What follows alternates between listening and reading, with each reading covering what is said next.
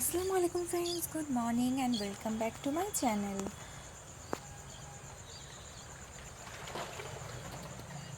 সকাল 6টা থেকে উঠে আমি যেভাবে সংসারের কাজ করেও তারপর সন্ধ্যেবেলা মাসকাবারি বাজার করা বলো, তারপরে ঘর গোছানো বলো, সব কিছু আমি নিজের হাতেই করে থাকি।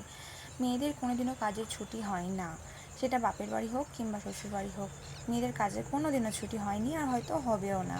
তবে মেয়েরা একটু কাজ করতে ভালোবাসে, এটা আমরা মেয়েরা নিজেরা ভালো মতনই জানি। নিজেদের সংসার নিজেরা গুছাতে বেশি পছন্দ করি। তো তোমরা কার কারা ঘরের কাজ করতে একটু ভালোবাসো আমাকে কমেন্টে কিন্তু জানিও। বাজার হাট করে নিয়ে এসে আমি একে একে সেগুলো আলাদা আলাদা কৌটোর মধ্যে ঢেলে গুছিয়ে রেখে দিই, যাতে আমার রান্না করার সময় কোনো রকম অসুবিধা না হয়।